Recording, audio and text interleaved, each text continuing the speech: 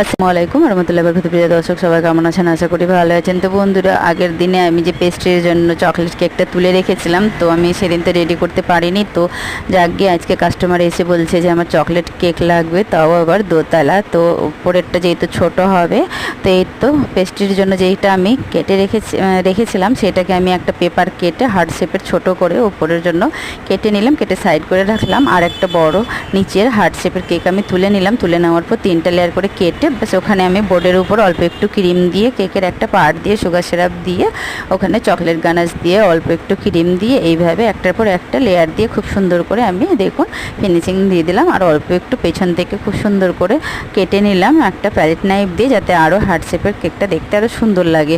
ব্যাস একটা রেডি হয়ে গেলে, রেডি হয়ে যাওয়ার পর ওর উপরে আমি একটু চকলেট গানাশ দিয়ে ছোটো হার্ট শেপের কেকটাকে ওর উপরে উঠিয়ে দিয়েছি। উঠিয়ে দিয়ে এবারে আমি একদম পুরো চকলেট গানাশ ঢেলে দেবো, একদম পুরো চকলেটে বন্ধুরা।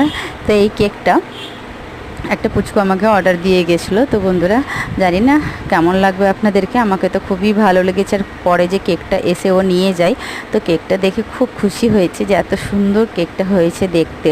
তো বন্ধুরা, দেখতে যেমন সুন্দর হয়েছে, খেতেও কিন্তু আরও সুস্বাদু হবে। কেননা এই তো আমি 2 কালারের চকো চিপস নিয়ে চারদিকে সুন্দর করে ছড়িয়ে দিচ্ছি।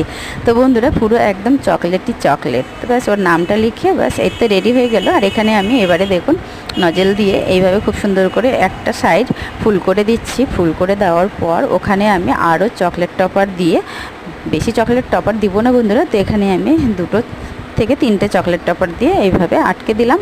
আর ওখানে ওর বার্থডে টপারটাও আটকে দিব। তো বন্ধুরা, আজকের আমার এই চকলেট কেকের ভিডিওটা কেমন লেগেছে, ভালো লাগলে অবশ্যই চ্যানেলটাকে সাবস্ক্রাইব করে পাশে থাকা বেল আইকনটা প্রেস করে বেশি করে ভিডিওটা শেয়ার করবেন, ভালো লাগলে লাইক দিবেন।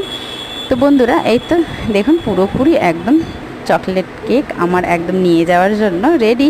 তো এটাকে আমি এবারে ফ্রিজে ভরে দিব, কেননা ও আসতে দেরি করবে তার জন্যই। তো যতক্ষণ আসবে ততক্ষণে এই কেকটা একটু মোটামুটি ফ্রিজে রাখলে সেট হয়ে যাবে ভালো মতো। তো ব্যাস এটাকে আমার রেখে দিচ্ছি। এটা না হতে হতে বন্ধুরা আরও একটা কেকের অর্ডার চলে এসছে। তো বন্ধুরা, এইরকম কার হয়েছে কমেন্টে কিন্তু অবশ্যই জানাবেন যে একটা কেক তৈরি করতে করতে আবারও কেকের অর্ডার চলে এলো।